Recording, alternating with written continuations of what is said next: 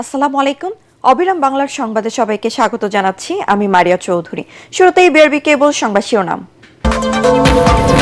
সংবিধানের পঞ্চদশ সংশোধনী আংশিক বাতিল করে হাইকোর্টের রায় আপিল বিভাগে বহাল।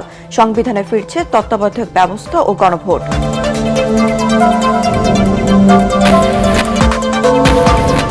বান্দরবানের লামায় পাহাড় ধসে একই পরিবারে ৩ জন সহ নিহত ৫। কক্সবাজারের চকরিয়ার আরও ২ জনের প্রাণহানি। বর্ষণ ও পাহাড়ি ঢলে প্লাবিত চট্টগ্রাম সহ পার্বত্য অঞ্চল।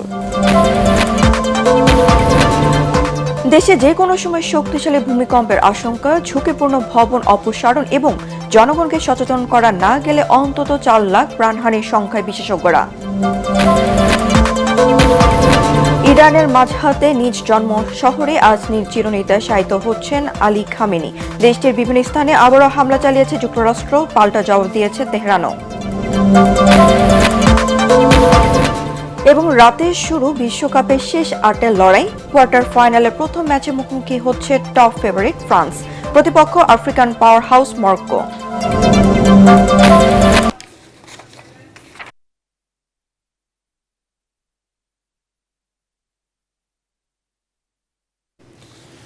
শুনছিলেন বিআরবি কেবল সংবাদ শিরোনাম, এবার বিস্তারিত।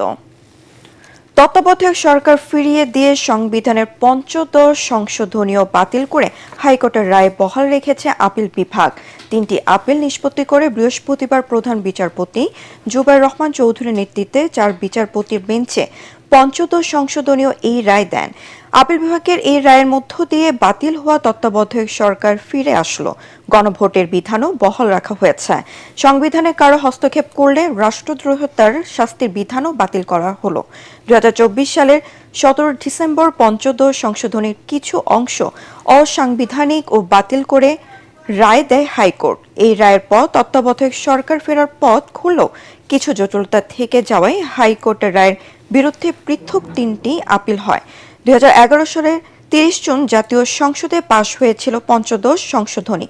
এতে তত্ত্বাবধায়ক সরকার বাতিলের রায়ের আলোকে সংশোধনী আনা হয়।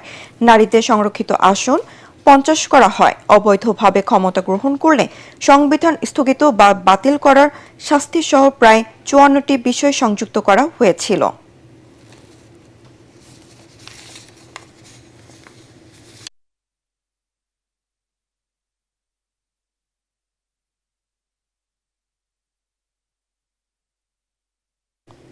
বান্দরবনের লামা এলাকায় পৃথক ২টি পাহাড় ধসের ঘটনায় একই এলাকার ৫ জন নিহত হয়েছেন। নিহতদের মধ্যে একই পরিবারের ৩ জন এবং অপর ঘটনায় স্বামী স্ত্রী রয়েছেন। ভোরে আজিজনগর ইউনিয়নের মিশনপাড়া এলাকায় এই ঘটনা ঘটে। নিহতরা হলেন আজিজনগরে বাসিন্দা ইউনুস, তার স্ত্রী রানু আক্তার এবং তাদের ৫ বছর বয়সী ছেলে সোলেমান। পরে দেয়াল ও মাটির নিচে চাপা পড়ে মারা যান স্বামী স্ত্রী জুয়েল ও কুলসুম আক্তার। পুলিশ ও স্থানীয়রা জানিয়েছে, ভোরের দিকে পাহাড় ধসে এলাকার মানুষ চিৎকার শুনতে পায়। আশপাশের লোকজন ঘটনাস্থলে ছুটে যায়। পরে ফায়ার সার্ভিস ও পুলিশের সদস্যরা উদ্ধার অভিযান চালিয়ে ৫ জনের মরদেহ উদ্ধার করেন। এদিকে কক্সবাজারে চকরিয়ায় পাহাড় ধসে ২ জন নিহত, আহত হয়েছেন আরও ১ জন। ভোররাতে চকরিয়ার মোসনিয়া কাটে এলাকায় এই ঘটনা ঘটে। তাৎক্ষণিকভাবে তাদের পরিচয় নিশ্চিত করতে পারেনি উপজেলা নির্বাহী কর্মকর্তা। দর্শক, বান্দরবন পরিস্থিতি নিয়ে কথা হয়েছে সহকর্মী মিনারুল হকের সাথে। ভারী বর্ষণে অব্যাহত ভূমিধসের বিষয়ে বিস্তারিত জানাচ্ছেন তিনি। টানা প্রবল বর্ষণ এবং পাহাড়ি ঢলে বান্দরবানের সার্বিক পরিস্থিতির আরো অবনতি হয়েছে। বিশেষ করে গতকাল রাতে প্রায় ৩টার দিকে বান্দরবানের লামা উপজেলার আজিজনগর ইউনিয়নের মিশন পাড়ায় ২ পরিবারের ৫ জন নিহত হয়েছে পাহাড় চাপায়, এবং সেই সাথে একজন মহিলা মেম্বার সহ ২ জন আহত হয়েছে। গভীর রাতে ঘটনার পর স্থানীয়রা উদ্ধার অভিযান চালিয়ে তাদেরকে উদ্ধার করে উপজেলা স্বাস্থ্য কমপ্লেক্সে নিয়ে যাওয়া হয়। সেখানে ৫ জন মারা যায় এবং সেই সাথে ২ জন আহত হয়েছে। আমাদেরকে একটু আগে জেলা প্রশাসক সানিউল ফেরদৌস যেটি জানিয়েছেন যে এই ঘটনার পর আরো বিভিন্ন জায়গায় যে পাহাড় ধসের যে ঝুঁকি রয়েছে সেখান থেকে স্থানীয়দেরকে তারা নিরাপদ জায়গায় সরিয়ে নেওয়া হচ্ছে, এবং সেই সাথে গতকাল রাতেও এবং বিভিন্ন জায়গায় সেনাবাহিনীর পক্ষ থেকে উদ্ধার অভিযান চালানো হয়েছে এবং নিরাপদ আশ্রয়ে তাদেরকে সরে যাওয়ার জন্য বিভিন্ন জায়গায় মাইকিং করা হয়েছে। দর্শক, কক্সবাজার পরিস্থিতি নিয়ে কথা হয়েছে সহকর্মী মোয়াজ্জেম হোসেন শাকিলের সাথে। সেখানকার সবশেষ অবস্থা জানাচ্ছেন তিনি। কক্সবাজারে সকাল থেকে বৃষ্টি কিছুটা কমেছে, কিন্তু এখনো পর্যন্ত পাহাড় ধসের ঘটনা খবর আমরা পাচ্ছি। কক্সবাজারের চকরিয়ায় গত রাতেও পাহাড় ধসে 2 জন শিশুর মৃত্যু হয়েছে বলে আমরা খবর পেয়েছি। রোহিঙ্গা ক্যাম্পে সবচেয়ে বেশি দুর্ঘটনা ঘটছে এবং কক্সবাজারের নিচু এলাকায় যেখানে বন্যা পরিস্থিতি, জলাবদ্ধতা তৈরি হয়েছিল, সেগুলো এখনো অপরিবর্তিত রয়েছে এবং কক্সবাজারের সাথে সেন্ট মার্টিন, মহেশখালীর যে নৌ যোগাযোগ সেগুলো এখনো পর্যন্ত বন্ধ রয়েছে। রেল যোগাযোগ এখনো পুনর্স্থাপিত হয়নি এবং কক্সবাজারের সমুদ্র বন্দরকে এখনো পর্যন্ত 3 নম্বরের স্থানীয় সতর্ক সংকেত দেখিয়ে যেতে বলা হয়েছে। কক্সবাজারের স্থানীয় আবহাওয়া অফিস আজ সকাল 6টা থেকে গত 24 ঘন্টায় 125 মিলিমিটার বৃষ্টিপাত রেকর্ড করেছে এবং এই বৃষ্টিপাত আরো 2-1 দিন থাকবে বলে তারা জানিয়েছেন। এদিকে ভারী বর্ষণ ও পাহাড়ের ঢলে দেশের দক্ষিণ পূর্বাঞ্চলের বন্যা পরিস্থিতির আরও অবনতি হয়েছে। চট্টগ্রাম, কক্সবাজার সহ 3 পার্বত্য জেলার বিস্তীর্ণ নিম্নাঞ্চল প্লাবিত হওয়ায় সড়ক, রেল ও বিমান চলাচল ব্যাহত হয়।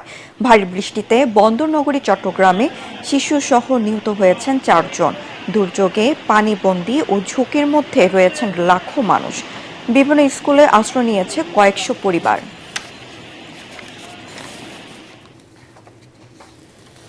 বড়ি আবহাওয়া, ভারী বৃষ্টি ও বন্যা পরিস্থিতির কারণে চট্টগ্রামের অধিকাংশ শিক্ষা প্রতিষ্ঠানে পানি ঢুকে পড়ায় চট্টগ্রাম বোর্ডে বৃহস্পতিবারের এইচএসসি ও সমমানের পরীক্ষা স্থগিত করা হয়েছে। 2টি আদেশে প্রথমে চট্টগ্রাম, রাঙামাটি, বান্দরবান, খাগড়াছড়ি এবং পরবর্তীতে কক্সবাজার জেলার পরীক্ষা স্থগিত করা হয়।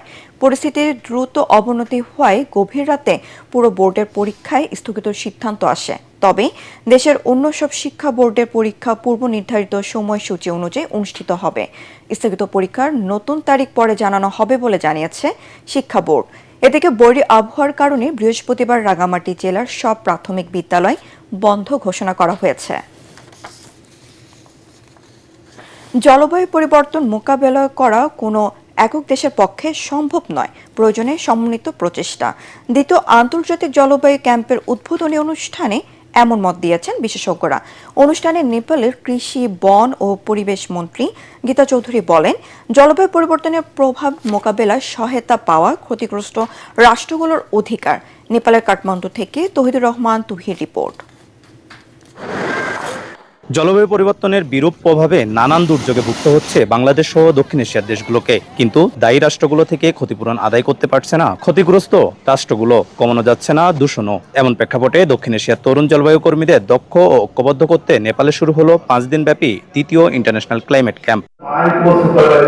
এতে অংশ নিচ্ছেন দক্ষিণ এশিয়ার 1.5 শতাধিক তরুণ জলবায়ু কর্মী ও বিশেষজ্ঞ। ক্যাম্পের উদ্বোধনী অনুষ্ঠানে ছিলেন নেপালের কৃষি, বন ও পরিবেশ মন্ত্রী গীতা চৌধুরী, নেপালে নিযুক্ত বাংলাদেশের হাই কমিশনার সহ এশিয়ার রাজনীতিবিদ ও জলবায়ু বিশেষজ্ঞরা।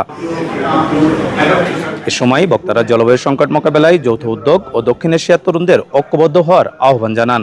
No government can solve this crisis alone. Scientists need policy makers, policy maker needs communities, communities need investment, technology and innovation.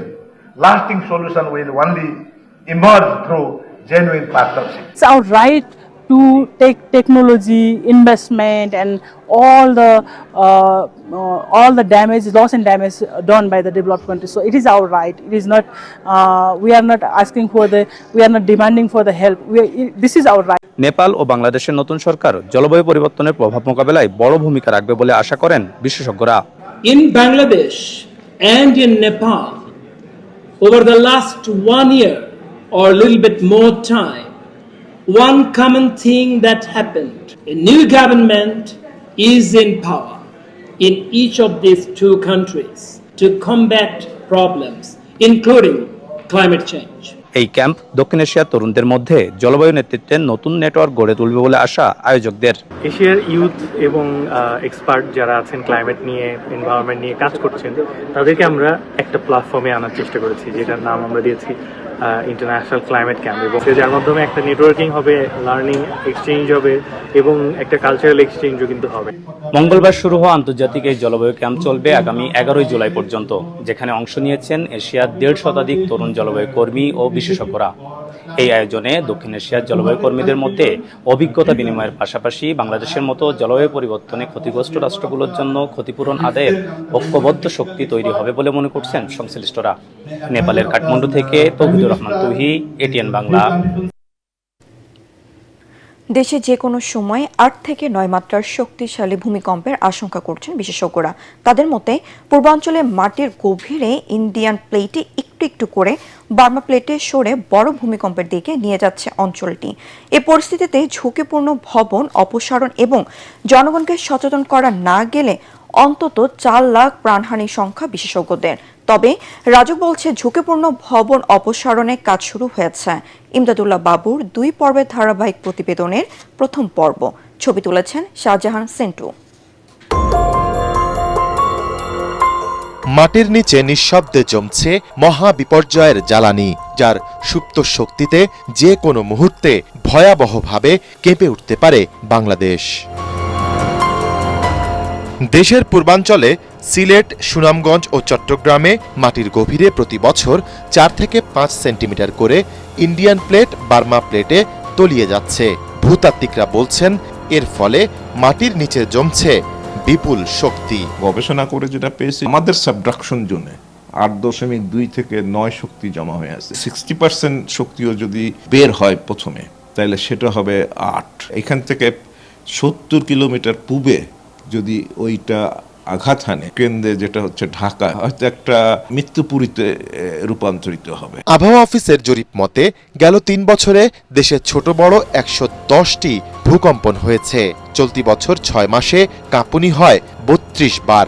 এইরকম অবস্থায় আমাদের পরিকল্পিত যাত্রার অভাব পূরণ করার জন্য প্রতিটি ভবন পরিবীক্ষণের মাধ্যমে করণীয় নির্ধারণ করে তাকে বসবাসযোগ্য এবং এই অভিঘাতের মোকাবেলার উপযুক্ত তৈরি করা দরকার। তেমনি করে মানুষকে প্রস্তুত করা, মানুষের প্রয়োজনীয় সময় কোথাও গিয়ে দাঁড়ানো, তার রেস্কিউ করা, রিফিউজ করা, এর একটা সার্বিক পরিকল্পনা থাকা দরকার। রাজধানী উন্নয়ন কর্তৃপক্ষ রাজুকের পরিসংখ্যান বলছে 6.9 মাত্রার এক ঝাঁকুনিতেই ঢাকার 40% বা প্রায় 8.5 লাখ ভবন ধসে পড়বে। অন অ্যান অ্যাভারেজ যদি 5 তলা বিল্ডিং হয়ে থাকে, 2টা ইউনিট হয়ে থাকে, তাহলে দেখা যাচ্ছে যে তাৎক্ষণিকভাবে প্রায় 4 লক্ষ লোকে হতাহত হবে। 21 নভেম্বরের পরে যখন ভূমিকম্প হলো, সরকার আমাদেরকে ডাকলেন, আমাদের সাথে আলোচনা করলেন। জানি যে এই প্রপোজাল ওই পর্যন্তই থাকবে। এই আমলারা কোনো সময় যে জিনিসটা করলে পরে কার্যকর হবে, সেই জিনিসটা তারা করবে না। উদ্ধার কার্যের জন্য যে heavy machinery, course of course মানি যেখানে, সেইখানে তারা ইন্টারেস্টেড। রাজধানী উন্নয়ন কর্তৃপক্ষ ইতিমধ্যে আরবান রেজিলিয়েন্ট প্ল্যান করেছে ওয়ার্ল্ড ব্যাংকের টাকায়, সেটা এতটুকু বাস্তবায়ন করা নেই। কিন্তু অনেক ইকুইপমেন্ট কিনেছে, অনেক ট্রেনিং দিয়েছে, সেই ট্রেনিং করা লোকগুলো বিভিন্ন জায়গায় চলে গেছে, অথবা রিটায়ারমেন্টে। তত্ত্বাবধায়ক সরকারের সময় পুরো ঢাকার সমস্ত ভবন পরিবীক্ষণ করে কোন নীতিমালাতে সেগুলোকে ঠিক করা হবে তার একটা নীতিমালা তৈরি করে দিয়েছে। সেটা এখনো রিভিউ চলছে। করণীয় কার্যক্রম সরকারের কাছে লিপিবদ্ধ, কিন্তু বিড়ালের গড়া ঘন্টাটা এক্ষুনি ভাবতে হবে। রাজুক বলছে প্রাথমিকভাবে ঢাকায় 3000 ঝুঁকিপূর্ণ ভবন চিহ্নিত করা হয়েছে। 3000 বিল্ডিং এর একটা এস্টিমেট করছি, যেগুলো সেখান থেকে আমরা 42টা ভবনকে ভেঙে ফেলতে বলছি, 182টাকে আমরা ওই যে রেট্রোফিটিং করতে বলছি, যেগুলো কিছু কাজ করলে এগুলো হয়তো সঠিক জায়গায় আনা যাবে। আমরা যখন একটা বাড়ির প্ল্যান দিই, তখন এটাকে 7.5 বা 8 মাত্রা ভূমিকম্প যেন সহনীয় হয়, সেভাবে আমরা ডিজাইনটা করি। অতীতে কিন্তু অ্যাকচুয়ালি এটা আমাদের ডিজাইনে ছিল না। মহা বিপর্যয় ঠেকাতে শুধু পরিকল্পনাই নয়, প্রয়োজন রাষ্ট্র ও নাগরিকের সমন্বিত উদ্যোগে এসবের দ্রুত বাস্তবায়ন, বলছেন বিশ্লেষকরা। ইমদাদুল্লাহ বাবু, এটিএন বাংলা, ঢাকা।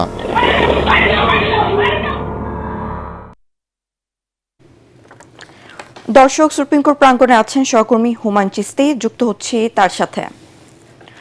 চিস্তি, উচ্চ আদালতের রায় নিয়ে আমাদেরকে বিস্তারিত জানান। ঘোষণা করা হলো, এছাড়া বাকি যে বিষয়গুলো ছিল এগুলো মহান জাতীয় সংসদের উপর ছেড়ে দেওয়া হয়েছে। মহান জাতীয় সংসদ, আমাদের এক্সপেকটেশন হবে, পাশ করার ক্ষেত্রে জুলাই চার্টারের বিষয়গুলোকে বিবেচনা করবেন। কারণ জুলাই চার্টারটাও আমরা দেখিয়েছিলাম আপিল বিভাগে, জুলাই চার্টারে বেশ কিছু বিষয়ে ঐকমত্য পোষণ করা হয়েছিল। এই বিষয়গুলো করতে, অ্যামেন্ডমেন্ট আনতে কিংবা সংস্কার করতে পার্লামেন্টের সামনে আর কোনো বাধা থাকলো না। ফরমেশনের ব্যাপারটাও কি সংসদ ঠিক করবে? সরকারের ফরমেশন শিশির ভাই, সংসদ কোন কোন বিষয়গুলো ঠিক করবে? শিশির ভাই, সংসদ কোন কোন বিষয়গুলো ঠিক করবে? এইটা জাতির পিতা সহ কোন কোন বিষয়গুলো একটু ডিটেইলস বলেন। হ্যাঁ, সংসদ ঠিক করবে, যেমন ধরুন আমাদের অনুচ্ছেদের 4(a) এখানে ছিল ছবির কথা, জাতির পিতার কথা। এই বিষয়টি যেহেতু একটা নীতিগত সিদ্ধান্তের বিষয়, এই জন্য এটি সংসদের উপর ছেড়ে দেওয়া হয়েছে। বাংলাদেশের সংবিধানের প্রস্তাবনায় ছিল 4টি মূলনীতি থাকবে। একটা হবে ন্যাশনালিজম, একটা হবে ডেমোক্রেসি, একটা হবে সোশ্যালিজম, আর একটা হলো সেকুলারিজম। কিন্তু মাঝখানে পরিবর্তন হয়ে সেকুলারিজমের জায়গায় হয়েছিল সর্বশক্তিমান আল্লাহর উপর পূর্ণ আস্থা ও বিশ্বাস এবং বিসমিল্লাহির রহমানির রহিম। এই বিষয়গুলো কি হবে এটা ঠিক করবে জাতীয় সংসদ। এইটি বর্তমান আদালত ঠিক করে দেননি।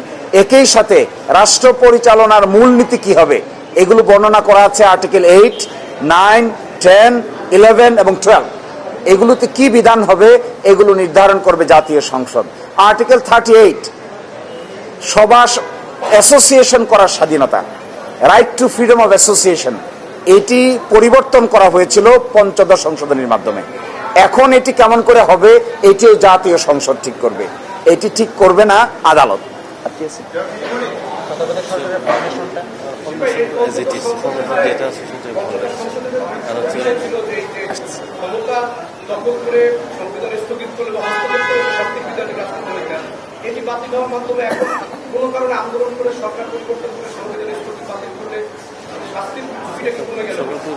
না না, এখানে আপনি এটা একটা weird, that was an weird constitutional proposition.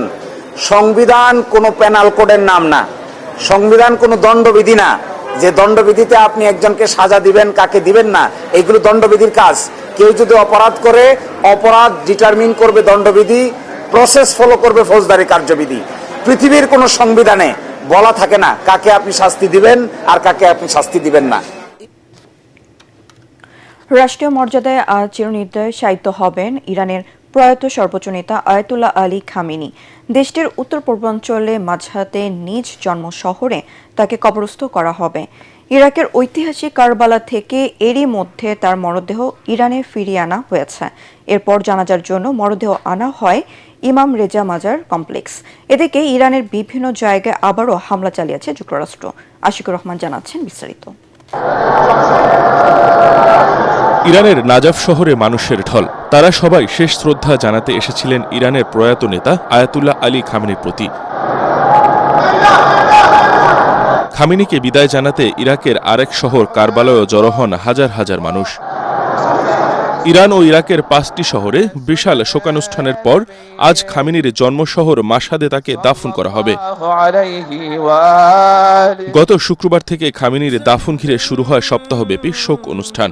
শুক্র, শনি ও রোববার খামেনির কফিন রাখা হয় তেহরানের প্রধান শহর গ্র্যান্ড মোসাল্লায়। সোমবার মরদেহ নেওয়া হয় কোম শহরে। সেখান থেকে উড়োজাহাজে করে মরদেহ পৌঁছায় প্রতিবেশী দেশ ইরাকে। আজ পূর্ণাঙ্গ আনুষ্ঠানিকতা শেষে খামেনিকে দাফন করা হবে শিয়া ইমাম রেজার সমাধির পাশে। এদিকে ইরানের বিভিন্ন জায়গায় বুধবার রাতে ব্যাপক হামলা চালিয়েছে যুক্তরাষ্ট্র। স্থানীয় সংবাদ মাধ্যমগুলো জানিয়েছে বন্দর আব্বাস সিরিক সহ দেশের বিভিন্ন জায়গায় বিস্ফোরণের খবর পাওয়া গেছে। হামলা হয়েছে বন্দর নগরী চাবাহারেও। সেন্টকম জানিয়েছে হরমুজ প্রণালীতে স্বাধীনভাবে নৌযান চলাচলের রাস্তা প্রশস্ত করতেই ইরানের বিরুদ্ধে হামলা চালানো হচ্ছে। এর আগে মঙ্গলবার রাতেও ইরানের বিভিন্ন জায়গায় হামলা চালায় যুক্তরাষ্ট্র। অন্যদিকে পাল্টা জবাব দেয় তেহরানও।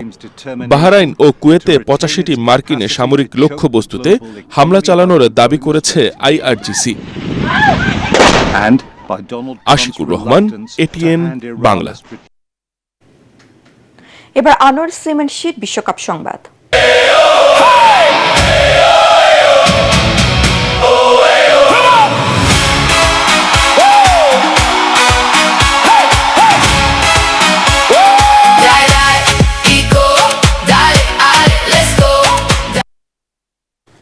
2022 বিশ্বকাপ সেমিফাইনালে পুনরাবৃত্তি হতে চলেছে এবারের কোয়ার্টার ফাইনালে।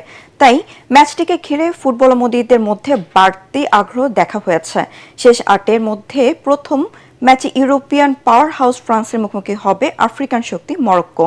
কাতার বিশ্বকাপের সেই ম্যাচে মরক্কোর অভিযাত্রা থামিয়ে স্বপ্নভঙ্গ করেছিল ফ্রান্স। যুক্তরাষ্ট্রের বোস্টনে ব্রুক্সবোর্ড স্টেডিয়ামে বৃহস্পতিবার দিবাগত রাত 2টায় শুরু হবে ম্যাচটি। পরাগ আরমানের রিপোর্ট। চলতি বিশ্বকাপে এখন পর্যন্ত অন্যতম সেরা দল ফ্রান্স। অপ্রতিরোধ্য গতি আর দারুণ ছন্দে শেষ 8-এ জায়গা করে নিয়েছে দুইবারের বিশ্ব চ্যাম্পিয়নরা। তবে শেষ 16তে প্যারাগুয়ের বিপক্ষে কঠিন পরীক্ষায় পড়তে হয়েছিল দিদিয়ের দেশমের শিষ্যদের। কিলিয়ান এমবাপের পেনাল্টি গোলের জয়ে কোয়ার্টার ফাইনাল নিশ্চিত করে লা ব্লুরা। দুর্দান্ত প্রতাপের সঙ্গে গ্রুপ আইয়ে সেনেগাল, ইরাক ও নরওয়েকে পরাজিত করে শীর্ষ দল হিসেবে নকআউট পর্বে ওঠে ফ্রান্স। এই ম্যাচেও তারা গতি আর কৌশলের মিশেলে মরক্কোকে ধরাশায়ী করতে চাইছে। তবে ডিফেন্সিভ মিডফিল্ডার চুয়েমিনের খেলা নিয়ে এখন রয়েছে সংশয়। কাতার বিশ্বকাপের জয়ের ধারা ধরে রাখতে চাইছেন এমবাপ্পে, আলিশে, দেমবেলেরা। অন্যদিকে মরক্কো দেখিয়েছে দুর্দান্ত পারফরম্যান্স। 2014 সালে ফিফা র্যাঙ্কিংয়ে যে দলটির অবস্থান ছিল 82-তে, মাত্র 12 বছরে 76 ধাপ উন্নতি করে বর্তমানে তারা উঠে এসেছে 6 নম্বরে। এর আগে কোনো দলই এত অল্প সময়ে এতটা উন্নতি করতে পারেনি। এটা অ্যাটলাস লায়নদের শক্তি সামর্থ্যেরই পরিচয় বহন করে।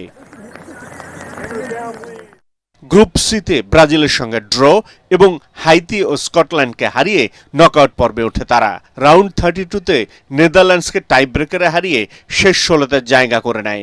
এরপর কানাডাকে 3-0 গোলে হারিয়ে কোয়ার্টার ফাইনালে ওঠে অ্যাটলাস লায়নরা। কিন্তু ইনজুরির কারণে অ্যাটাকিং মিডফিল্ডার ইসমাইল সাইবারিকে না পাওয়ার সম্ভাবনা রয়েছে মরক্কোর। সব মিলিয়ে বিশ্বকাপের প্রথম কোয়ার্টার ফাইনালটি দারুণ প্রতিদ্বন্দ্বিতাপূর্ণ হবে বলে মনে করছেন ফুটবল প্রেমীরা। কারণ ফ্রান্স ফেভারিট হলেও বিশ্ব ফুটবলে মরক্কো নিজেদের শক্ত অবস্থান তৈরি করেছে। পরাগ আরমান, এটিএন বাংলা। এদিকে পরদিন শুক্রবার দিবাগত রাত 1টায় লস অ্যাঞ্জেলেসে মুখোমুখি হবে স্পেন ও বেলজিয়াম। শনিবার দিবাগত রাত 3টায় মায়ামিতে লড়বে নরওয়ে ও ইংল্যান্ড।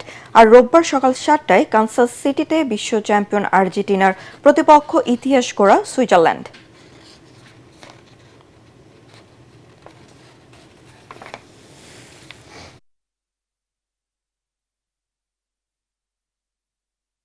আন্তর্জাতিক সংবাদ।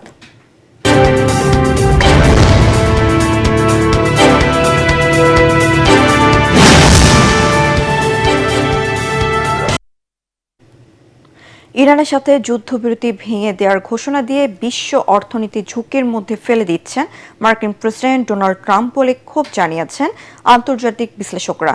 তারা বলছেন, যুদ্ধবিরতির খবরে বিশ্বজুড়ে জ্বালানি তেলের দাম কমে আসলো, কিন্তু নেটো সম্মেলনের আগে তুরস্কের ট্রাম্পের একতরফা যুদ্ধবিরতির ঘোষণা সেই পরিস্থিতি জটিল করে তুলেছে। আবারও অস্থির হয়ে উঠেছে জ্বালানির বাজার।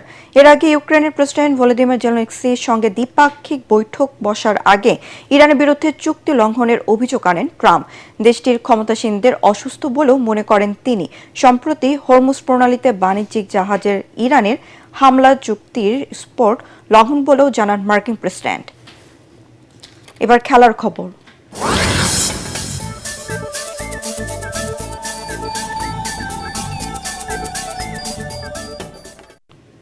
সিরিজ বাঁচানো চ্যালেঞ্জ নিয়ে দ্বিতীয় ওয়ানডেতে জিম্বাবুয়ের মুখোমুখি হবে বাংলাদেশ। হারারে স্পোর্টস ক্লাব মাঠে ম্যাচটি শুরু হবে বাংলাদেশ সময় দুপুর 1টায়। পেসার নাহিদ রানার রেকর্ড বোলিংয়ের পরও ব্যাটিং ব্যর্থতার প্রথম ওয়ানডেতে হারতে হয়েছে সফরকারীদের। ফলে 3 ম্যাচের সিরিজে 1-0 ব্যবধানে পিছিয়ে পড়েছে মিরাজের দল। সিরিজ রক্ষা এবং ট্রফি জয়ের আশা বাঁচিয়ে রাখতে এই ম্যাচে জয়ের কোনো বিকল্প নেই ফিল সিমসের শিষ্যদের। অন্যদিকে ঘরের মাঠে দারুণ ফর্মে থাকা জিম্বাবুয়ে চাইছে এই ম্যাচ জিতেই সিরিজ নিজেদের করে নিতে। শেষ করার আগে বিআরবি কেবল সংবাদ শিরোনাম আরও একবার। সংবিধানের ৫ম সংশোধনী আংশিক বাতিল করে হাইকোর্টের রায় আপিল বিভাগে বহাল। সংবিধানে ফিরছে তত্ত্বাবধায়ক ব্যবস্থা ও গণভোট।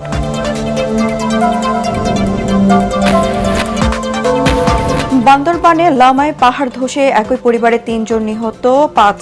কক্সবাজারে চকরিয়া আরও 2 জনের প্রাণহানি। বর্ষণ ও পাহাড়ি ঢলে প্লাবিত চট্টগ্রাম সহ পার্বত্য অঞ্চল।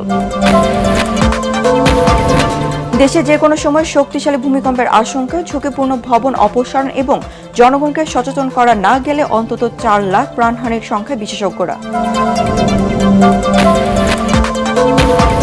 ইরানের মাঝহাতে নিজ জন্মশহরে আজ চিরনিদ্রায় শায়িত হচ্ছেন আলী খামেনি। দেশটির বিভিন্ন স্থানে আবারও হামলা চালিয়েছে যুক্তরাষ্ট্র, পাল্টা জবাব দিয়েছে তেহরানও।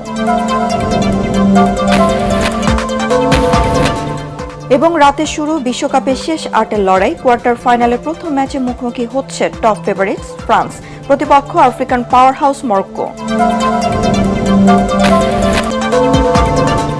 পরবর্তী সংবাদ দেখার আমন্ত্রণ জানিয়ে এখনকার মতো শেষ করছি। এটি মালা সংবাদ। ইউটিউবে দেখতে ব্রাউজ করুন youtube/ATN বাংলা নিউজ। ধন্যবাদ সবাইকে।